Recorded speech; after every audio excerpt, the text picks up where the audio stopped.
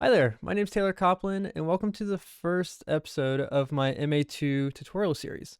Now, before we hop into MA, we need to go over a couple things first, such as what's a universe and what's a channel. So, a universe is actually made up of channels, and there's 512 channels within a universe, being that it uses a 16-bit protocol.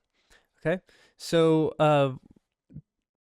okay, so you can fit 512 channels in a universe, but what does that mean?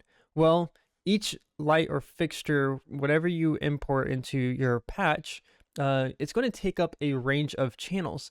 And a channel could be something like a dim attribute or a pan or tilt, gobos, iris, zoom, whatever. And they can add up pretty quickly. It's not uncommon to see like moving headlights with like 30 or 40 channels for each light, right?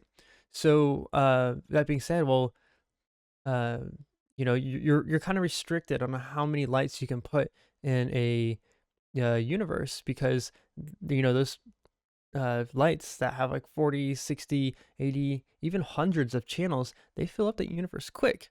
But that's okay because you can run multiple universes, at a time. And the console, it will split the load between those universes whenever you assign it, and you won't notice the difference whenever you're running your show or, say, programming for the most part. Um, but yeah, so in the next episode, we are going to go over patching, and yeah, we'll go from there. Hope you enjoyed. I hope I answered some questions for y'all out there, and we'll see you on the next one.